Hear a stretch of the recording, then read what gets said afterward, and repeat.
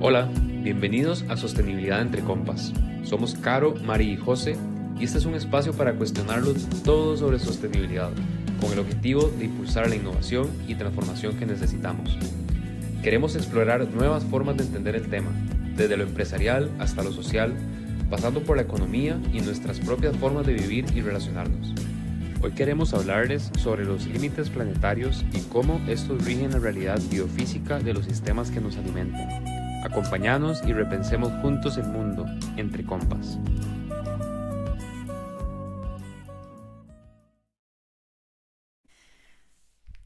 Hola Caro, hola Mari. Buenas, Hola, buenas. ¿cómo están? Todo bien, todo ¿Todo bien, todo bien? bien. Bueno, ¿Listos hoy para grabar el vamos segundo episodio? ¿Cuál es el temita? los límites planetarios. De hecho, un poco inspirados en el último episodio que hablábamos de cómo nuestro sistema actual trata de crecer infinitamente desde un punto de vista monetario, pero estamos sometidos a límites que son físicos, que son finitos. Entonces, queríamos empezar a comentar esta, digamos, metodología que define cuáles son estos límites que no podemos cruzar o que no deberíamos cruzar porque nos traería consecuencias mm, a- a- de diferentes niveles, pero llamémosle catastróficas, ¿no? O sea, en cierta medida. Y entonces queremos comentar un poco eso, cuáles de esos límites ya hemos cruzado, cuáles no hemos cruzado todavía, cuál es la esperanza y, digamos los retos que nos quedan como seres humanos y también un poco la historia, ¿no? Tal vez comenzamos ahí Sí, comentando exacto. quién los planteó Sí, de y hecho, demás. exacto, antes de la definición como tal y del tema, a mí me gustaría exponer a la persona que nos tiene tal vez hablando de este tema hoy, que se llama Johan Rockström.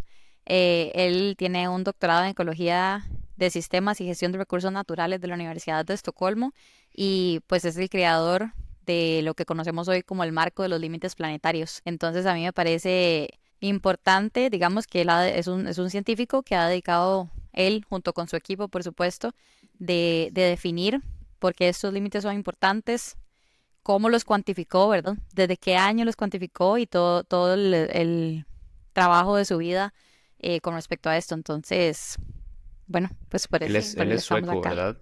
Es sueco, sí, Sí. Y bueno, y tiene un equipo, pues fue un equipo de él y otras 28 personas, otros 28 científicos, justo aportando en este marco de los límites planetarios. Como vamos a ver, toca muchos temas diferentes, sin duda se ocupa un equipo, pues, de cierta forma, y científicos interdisciplinarios en el sentido de diferentes exactamente, ramas. Claro. exactamente. ¿Qué son? Y bueno, un poquito tal vez de esa historia tal vez también que he contado, ¿verdad? Pero básicamente los límites planetarios definen los límites de la Tierra dentro de los cuales podemos mantener un espacio operativo seguro, ¿verdad? Entonces, estamos hablando de 9 límites y básicamente estos fueron desarrollados o se establecieron en el 2009. En ese momento, tal vez la ciencia no estaba totalmente desarrollada y en ese momento, si bien es cierto, los 9 límites se habían identificado, solo se pudieron cuantificar, o evaluar 7 límites en el 2009 y en ese momento se identificaron que de los 7 evaluados, 3 límites ya habían sido superados. Posteriormente, en el 2015, se hizo otra evaluación nuevamente y en esa segunda ocasión se pudieron evaluar de nuevo 7 límites, pero ya se identificaron que 4 habían sido superados y en el 2023 esos 9 límites fueron evaluados. Ahora sí, los 9 se pudieron evaluar y en el 2023 se concluye que 6 de estos límites fueron superados. Y yo creo que algo importante de esto es que justamente Yo nos tengo una permite pregunta por ver. ahí. Sí, No sé si, perdona que te interrumpa, pero es que tengo la duda, digamos, cuando vos hablas de evaluar, significa que ya estaba cuantificado cuál era el límite y lo que no pudimos fue cuantificar si habíamos pasado o no, o no habían sido evaluados, tipo, no habíamos podido definir hasta qué punto podíamos llegar, esa es una muy buena pregunta. ¿ok? A ver, según lo que recuerdo haber leído y escuchado, hay muchos temas de cómo se mide, o sea, incluso de cómo medirlo Exacto, y del método, ¿verdad? Y luego está cómo saber cuánto es demasiado, o sea, cuánto sí, es ese límite. O sea, yo creo que es una combinación de las dos. sí. E Ujú. incluso cuando uno ve los que se cuantificaron desde la primera vez, estos también evolucionaron en el Han tiempo, cambiado. desde la Sí, primera versión hasta la última, y esto es porque se logra entender a más profundidad ese mismo límite. sí, Al final tienes esto es razón. ciencia, ¿verdad? Es un proceso iterativo, Claro. pero sigue concluyendo lo mismo Ujú. una vez tras otra. Y, Entonces, ujú. Y de hecho en una entrevista que yo lo escuchaba justo a Johan Bergström, era muy interesante porque ellos dijeron, bueno, o sea, una vez que se planteó el marco de los 9 límites planetarios, ellos pues abren esta publicación a todo mundo, hacen como una invitación para que la comunidad científica evalúe, opine, que se propongan más, que los reten, ¿verdad? O sea, que les Ujú. cuestionen realmente. Y entonces para la segunda vez que se evalúan, hacen un montón de análisis de todas las distintas publicaciones que han sacado al respecto. Y se concluye que los 9 siguen siendo los 9. O sea, Qué como cool, que ¿verdad? Qué hicieron. interesante. Exacto, digamos, si evaluaron como, bueno, será importante quitar este o meter este otro, y al final, pues la comunidad científica logró acordar que los 9 que habían definido en un momento, pues estaban bien. Ok. Pero a mí lo yo que me creo que parece más loco es decir, yo sé que existe este límite, no sé todavía cómo medirlo, pero sé que existe y que aún Debe así, ser muy ¿verdad? O sea, frustrante, debe ser muy ujú, frustrante como científico, ¿verdad? Tal vez no tener todas las herramientas o no saber por qué es que, o sea, tal vez con toda la investigación que se ha hecho, pero sí, cómo cuantificarlo, cómo lo evalúo, sí, cómo realmente lo demuestro. Eh, claro. sí. Y, y bueno, también otra cosa dentro de la historia y algo muy reciente, ahorita en el 2024 también que sucedió, fue que justamente hay una nueva iniciativa también que se llama The Planetary Guardians, y parte de esta iniciativa también lanzó un reporte que se llama el Planetary Health Check. Y entonces básicamente algo importante de estos límites es que es para monitorearlos, pero estamos hablando de que el límite, una vez que se define el límite como tal, no es no es un límite como relativo o como un objetivo, es realmente un límite. O Ujú. sea, este límite que se está planteando que no se puede sobrepasar es porque se dice que a partir, o sea, que este límite define el espacio seguro en el que podemos operar. Ujú. Y entonces este nuevo reporte, que es el Planetary Health Check, se acaba de lanzar ahorita en el 2024, y la iniciativa es tratar de monitorearlos ya de una forma un poco más periódica y recurrente, porque también el monitorearlo de manera recurrente nos permite tomar acciones más pronto, ¿verdad? Si nos esperamos cada 5 años o cada 6 años, Ujú. puede ser ya muy tarde. Ujú. Entonces, bueno, también en ese sentido, la ciencia ahorita ya tal vez está en un estado en que nos permite hacer este monitoreo más claro, Perfecto. constante. y son irreversibles. No, eso también es muy importante, que si bien es cierto, como decíamos, ya algunos se han sobrepasado y ahorita los vamos a mencionar, este, realmente se puede, justo el objetivo de monitorearlos no es solo darnos cuenta si nos pasamos o no, sino también poder im- implementar acciones que nos permitan revertirlos. Ujú. Pero justo antes de listarlos, también me gustaría mencionar que justo igual en un podcast que se llama The Great Simplification, para los que lo quieran ir a escuchar, es una entrevista que le hacen a Johan Rockström, y él hace la analogía de cómo estos límites planetarios al final cada uno corresponde a diferentes sistemas que tiene el planeta, que son sistemas que le permiten al planeta autorregularse, ¿verdad? Y mantener este espacio seguro en el que podemos operar.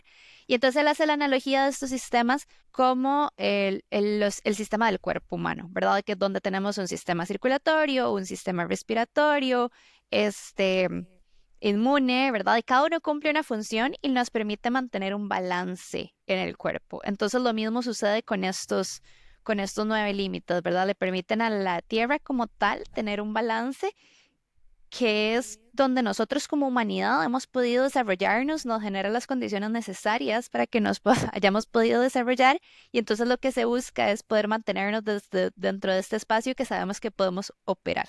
Si se Ujú. superan, pues no es que la Tierra va a desaparecer, la Tierra seguirá, ¿verdad? El problema es que esas condiciones puede que ya no nos permitan a nosotros seguir desarrollándonos como sociedad en las condiciones que conocemos. Sí, y Exacto. es hasta impredecible, diría yo, cómo resultaría sobrepasar más de una, porque, bueno, podemos estudiar una a una, pero hay interacciones entre ellas. Exacto, a eso iba yo. Perdona, Sí, Mari, que te justo, no, no, quité. tranqui, todo excelente, pero justo eso iba yo, lo que estaba mencionando, Caro, me parece importante decir que bueno, uno puede sobrepasar un límite, pero ya cuando las vayamos mencionando nos vamos a dar cuenta que definitivamente están relacionadas y que la afectación de una cuando llega a cierto punto definitivamente tiene afectación sobre tal vez otra. Entonces, bueno, es que yo creo que nos estamos ya adentrando porque tengo algunos No, no, ejemplos, pero pero me encantó la analogía. Es como que sí, no tenga hipertensión y la hipertensión te puede generar otras cosas exacto. después. Sí. Sí. Bueno, comenzamos con la lista de los límites. Perfecto. Yo creo que podemos comenzar con el que tal vez más conocemos y más escuchamos, que tiene que ver con la famosa huella de carbono, ¿verdad? Ajá. Bueno, el cambio climático. El cambio climático es uno de sus límites planetarios y la forma en que lo medimos es en partes por millón. O sea, la concentración de partículas de gases de efecto invernadero presentes en la atmósfera. Em, el espacio seguro se supone que anda alrededor de los 350 partes por millón. Y para que tengamos un contexto de dónde estamos ahorita, estamos alrededor de 420 partes por millón ya. Esto es aproximado a uno de los, digamos, de las fronteras que se habla mucho, que es el famoso 1.5 grados de temperatura adicionales a las épocas preindustriales en promedio, que como ya sabemos, esta frontera nos alertaba de más frecuencia de ciertos eventos climáticos, bueno, de ciertos extremos en cuanto a sequías, en cuanto a eventos de lluvia mucho más intensos de lo normal. Y cuando hablamos de 2 grados, que ya es como el siguiente de la 2 bomba, grados Celsius. 2 grados Celsius, bueno, o Kelvin, Oh, pues, ya, sí, si queremos ponernos técnicos. muy Bueno, científicos. 2 grados de temperatura, sí, Ajá. Celsius, ya estamos hablando de 450 partes por millón. O sea que si estamos en 420 partes por millón ahorita, en promedio cada año emitimos 3 partes por millón adicionales, nos quedan alrededor de 10 añitos con las Ajá. tendencias actuales, ¿verdad? Para 2 grados, que ya es el siguiente eslabón, que valga resaltar, ya estamos pasados, ¿verdad? Sí. Pero un poco para dar noción y perspectiva. Y una cosa más que quería agregar sobre este límite es el grado de influencia que tienen las actividades humanas. Yo creo que es interesante decir que el ciclo del carbono es un ciclo que ocurre naturalmente y de hecho el CO2 como gas, alrededor de entre 90 y 95% del CO2 que se genera es por fuentes naturales y eso a veces, eh, bueno, a veces no lo tenemos tan claro. Ese 5 o 10% restante lo generamos con nuestras emisiones directas que hacemos en nuestras actividades humanas, pero gases como el metano, ¿verdad? Que el metano, no nos vamos a poner tan técnicos, pero básicamente tiene un mayor potencial de captura de calor, o sea, que incide más en el efecto invernadero que el CO2, por ejemplo. Alrededor del 30-40% de las emisiones de metano son antropogénicas, o sea, son eh, Antrópicas, antrópicas, gracias, sí. causadas por el ser humano. Ahí, perdón por Sí. sí, porque en inglés se dice anthropogenic y bueno, me confundí. Pero esto, que entonces ya ahí empezamos a ver, ¿verdad? La influencia de las actividades humanas sobre este indicador. Bueno, ya me pasé el tiempo, sigamos al siguiente. Excelente. No, muy bien.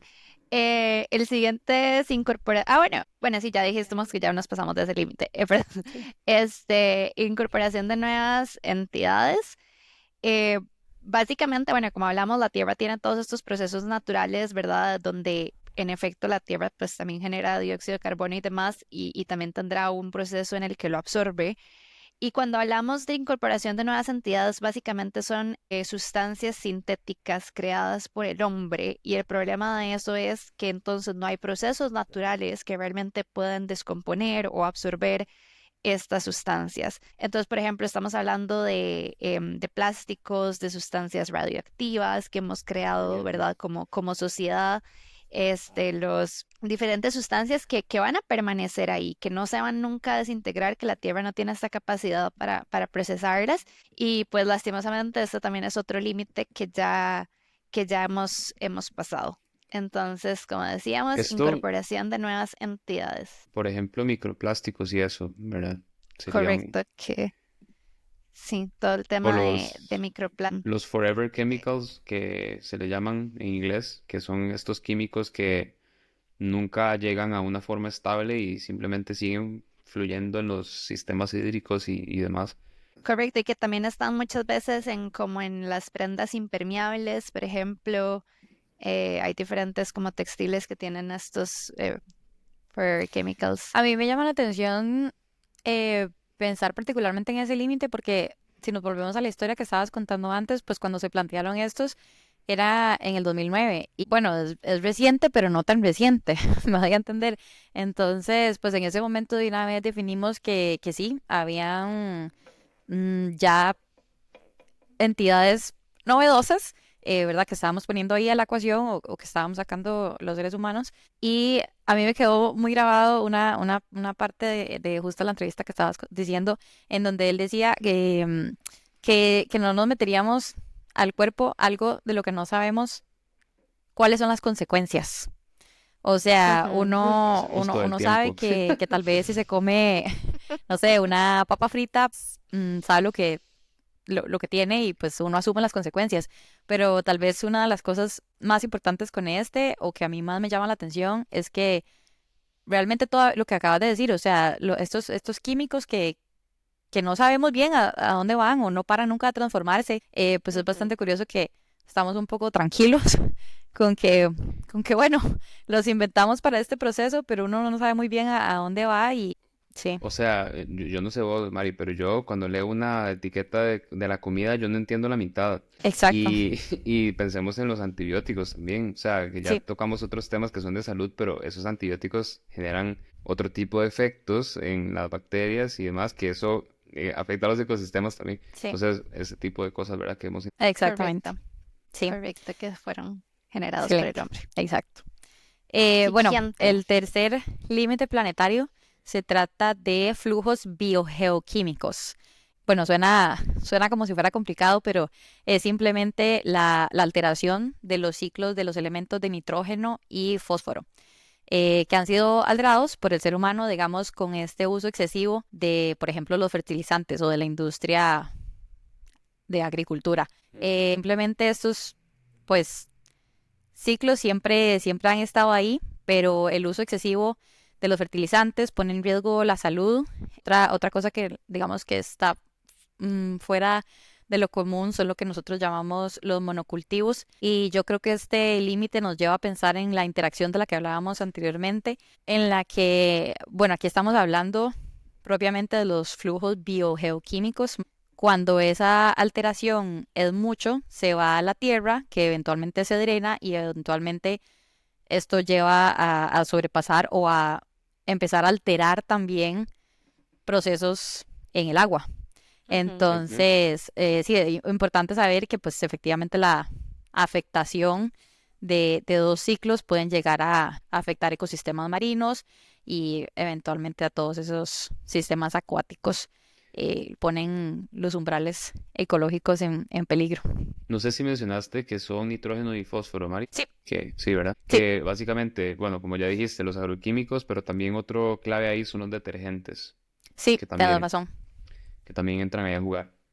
Correcto. Pero bueno, lo que decíamos antes con respecto a tal vez un reto que tenemos es que sí existen sistemas ahora de las que no soy lastimosamente experta, pero uno ha escuchado, por ejemplo, de agricultura regenerativa, en la que ya se está hablando de prácticas responsables de cómo realmente, más bien, no tener monocultivos, saber en qué momento plantar y cómo tratar las cosas de manera responsable para precisamente, pues, no alterar estos ciclos o sea, simplemente no pasarse, es un límite, como acabamos de decir. Entonces, para que no creamos como que, ok, ya estamos pasados de este límite también, sino que la idea aquí es incentivar a cómo buscar estas nuevas soluciones. Bueno, Solución. no son nuevas, pero simplemente saber que tenemos que buscarlas. Sí.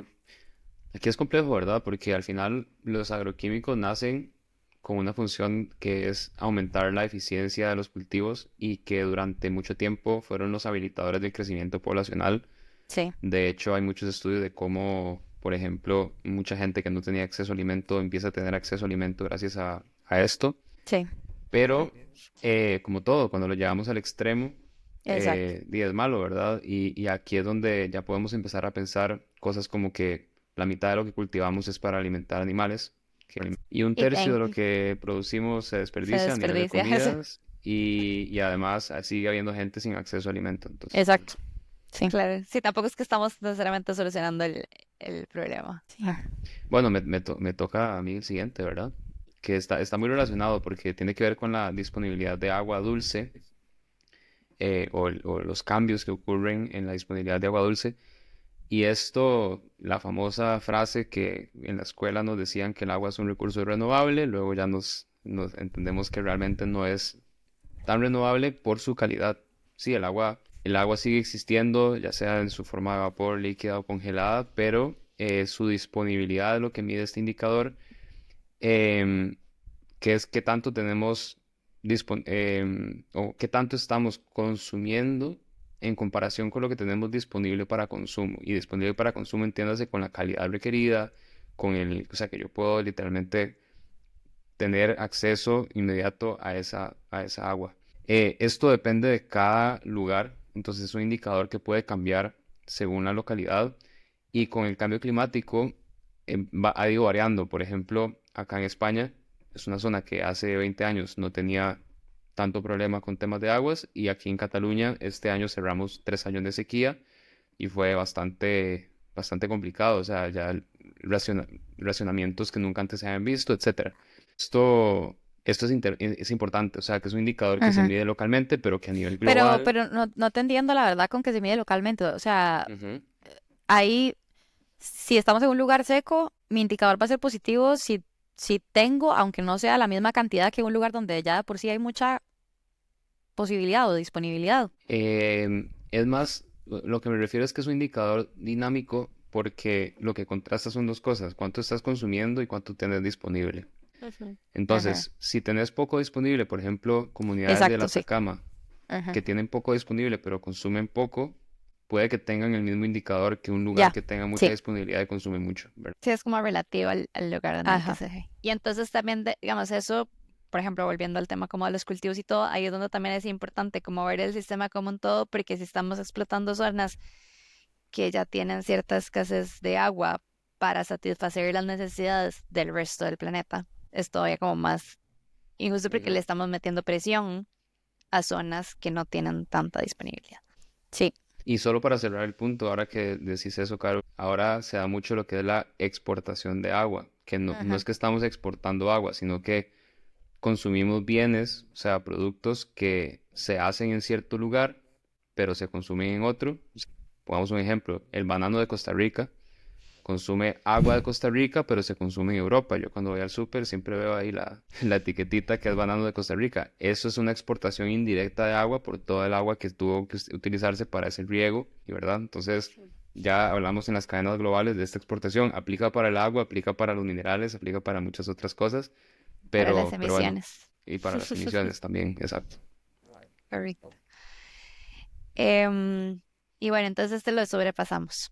Todos los que hemos dicho los hemos sobrepasado. El siguiente que tenemos es cambio del sistema terrestre. Este también, o cambio en el uso de suelo, también se le llama. También ya lo sobrepasamos y básicamente lo que habla es sobre el cambio de las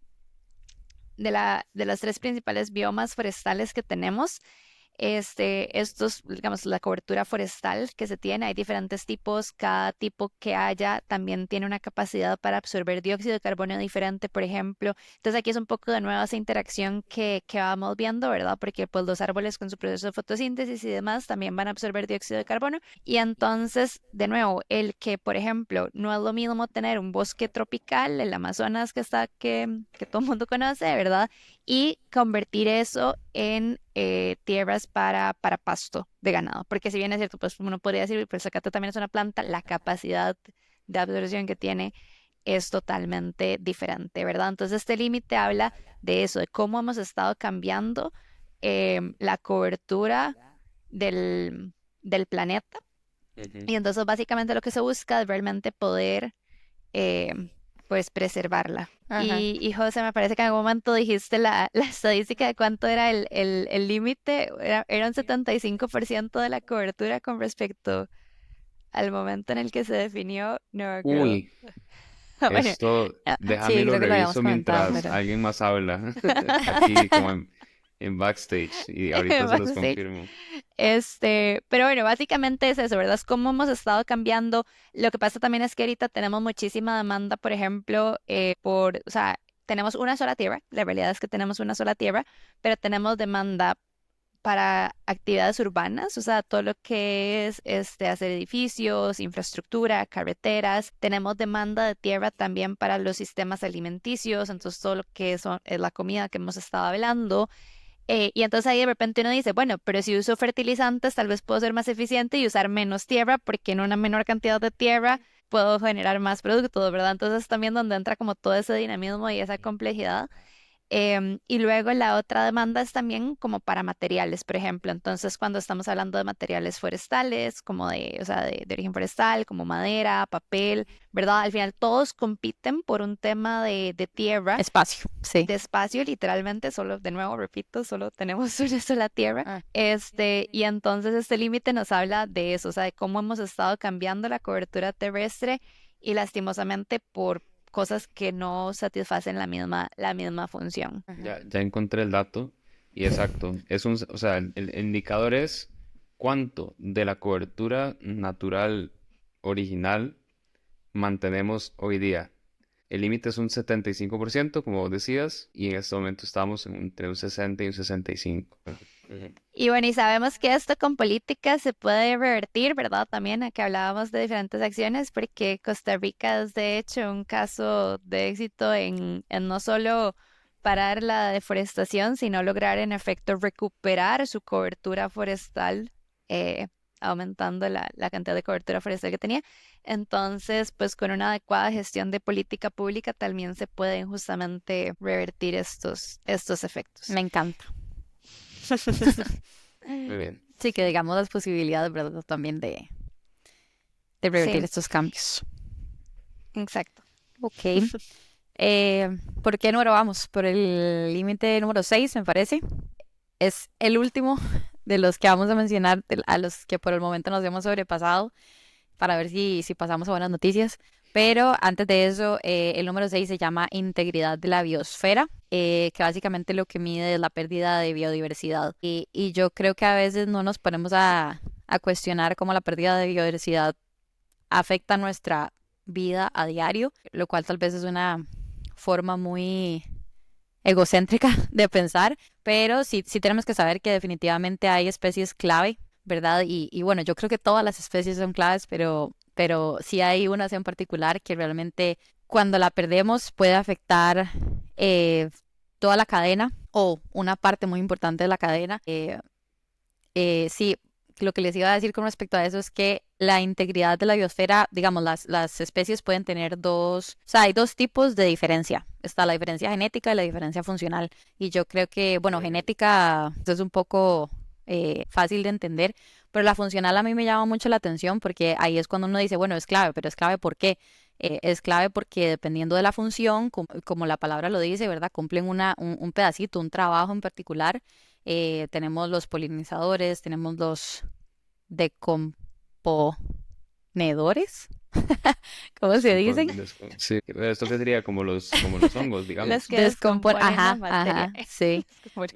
Yo estoy pasando, mi profesora de ciencias me va a regañar, no, pero depredadores, por ejemplo, o sea, cada una de las funciones que cumplen estas especies, entonces, por ejemplo, un ejemplo que por ahí estuve leyendo y me parece muy fácil de entender es simplemente si una especie de tiburón que se alimenta de una especie de pez muy grande, la idea es que esos tiburones pues entonces reduzcan la población de este pez grande, permite que peces pequeños puedan sobrevivir. Estos peces pequeños se comen las algas que permiten que los corales se mantengan a flote y funcionen.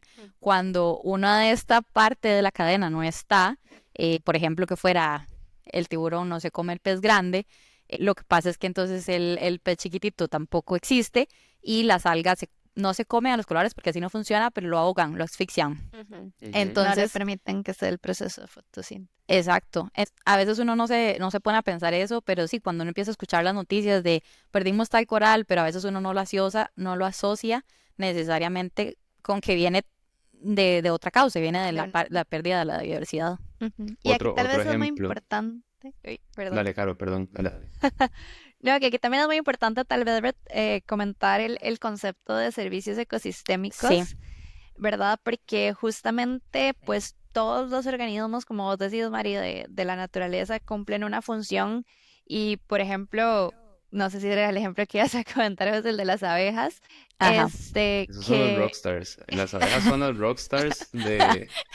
Envi- total, pero realmente son de nuestros principales polinizadores, ¿verdad? Y todos estos servicios o esta parte de la función que vos decías, pero también se le conoce así como servicios ecosistémicos, es fundamental. Y muchas veces lo que pasa es que tal vez como sociedad o las empresas estamos haciendo uso de distintos recursos naturales y en muchas ocasiones explotando estos recursos naturales sin darnos cuenta de que estamos afectando su capacidad para ofrecer este servicio ecosistémico del cual todos dependemos, ¿verdad? Y es ahí donde uno dice, pues no, o sea, estamos matando a la gallina a los huevos de oro, literalmente. Literalmente, sí.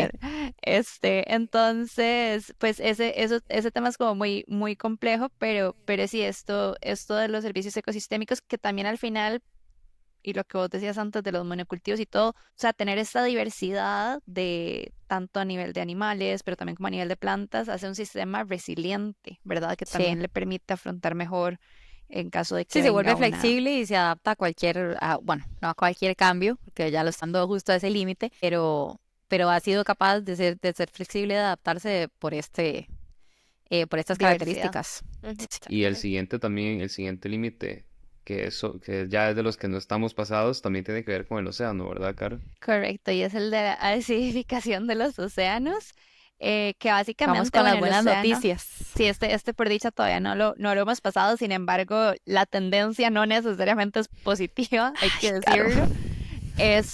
Pero cuando hablamos de acidificación de los océanos, tal vez mucha gente, cuando se hablan de emisiones de dióxido de carbono, piensa más que todo en la atmósfera, pero realmente Ujú. el océano es nuestro El otro sumidero. rockstar.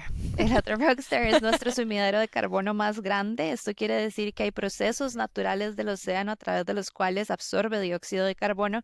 Sin embargo, la velocidad a la que hemos estado también liberando dióxido de carbono y demás es muchísimo más rápida de lo que el océano lo puede absorber de forma natural. Entonces, ¿qué pasa? Que las cantidades que ahorita que el océano está absorbiendo al final hacen que la acidez del océano esté cambiando y entonces, por ejemplo, tenemos los problemas con los corales, ¿verdad? Que a raíz de este cambio en la acidez muchos de los corales se están muriendo y entonces también generan estos otros problemas de biodiversidad en cuanto a a la fauna marina. Em, pero ese es el otro que todavía, de nuevo, no se ha pasado, pero la tendencia no es positiva porque sabemos que en los corales y todo lo más está sufriendo bastante por temas de acidez.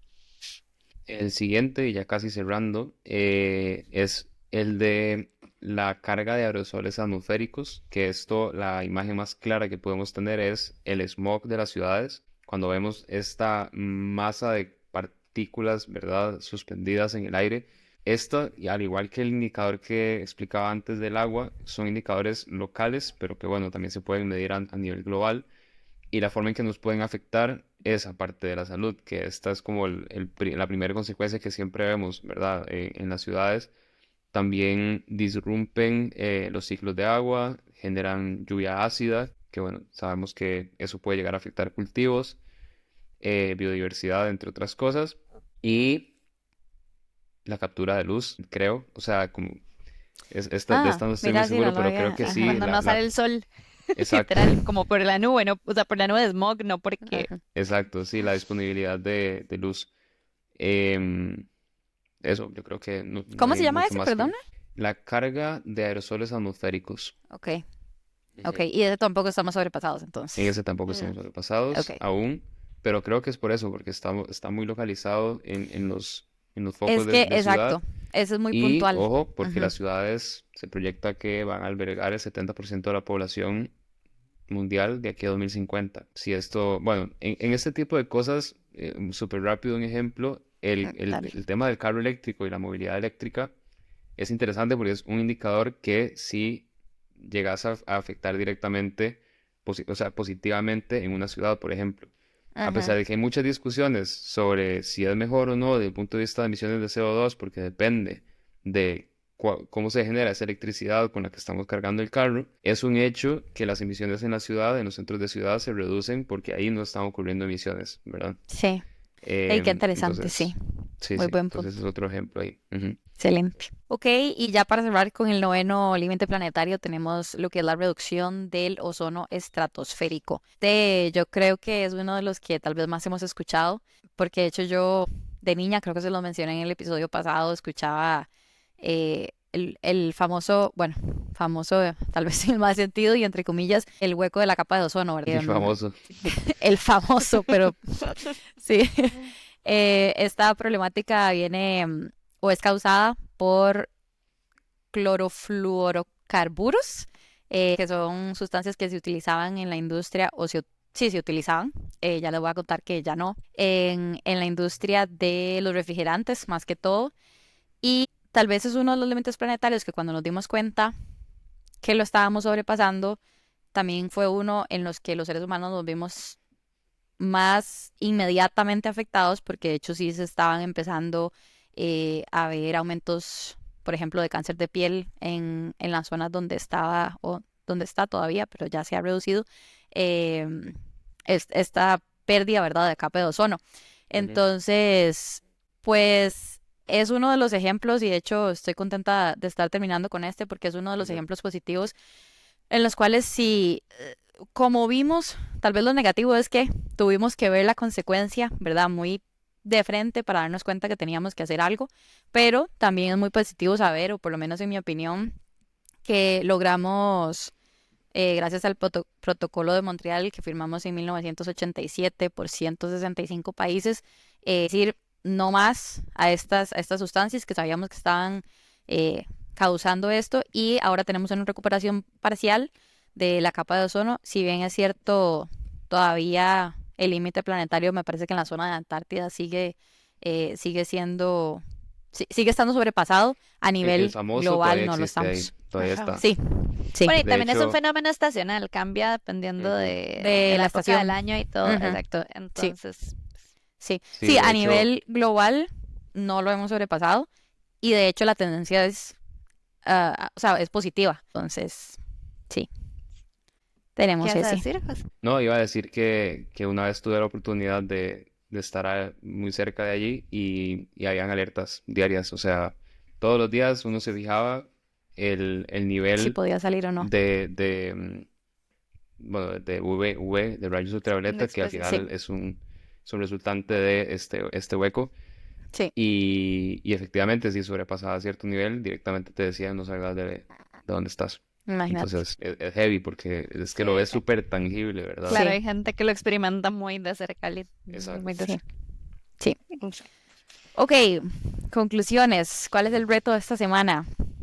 Bueno, el reto que queremos invitarlos esta semana es un poco bajo una óptica de nuestro consumo, o sea, las cosas que compramos en nuestro día a día, sea el supermercado o compras especiales, digamos, pensemos cómo este objeto que estamos comprando puede llegar a afectar algunos de los límites planetarios que hablamos hoy. Y para esto, infinidad de herramientas. Yo creo que el mismo Google o ahora con el otro famoso, ChatGPT, que le podemos preguntar directamente cosas así, como, mira, estoy comparando entre, no sé, entre un carro con X características u otro, o ya más cotidianamente entre este alimento y este otro. Dame desde una perspectiva de los límites planetarios cuál impacta más a uno u otro y entonces un poco vamos informando nuestras decisiones, ¿verdad? Se van a dar cuenta, o bueno, queremos también recopilar un poco sus vivencias con esto y yo creo que esa es la idea del reto, pero en lo personal me llego a dar cuenta de lo complejo que puede ser y las interacciones que hay entre los diferentes límites, ¿verdad? Para tomar decisiones. Muy Excelente. bien. Así que suerte con el reto, nos cuentan Sí, que si hay algo que les pareció interesante que les llamara la atención. excelente. Buenísimo. Nos Bueno, un vemos gustazo. entonces. Chicos. Súper enriquecedora la conversación, todo lo que aprendimos. Nos vemos la Sí. próxima. Chao, Chao, chao. chao. Chao.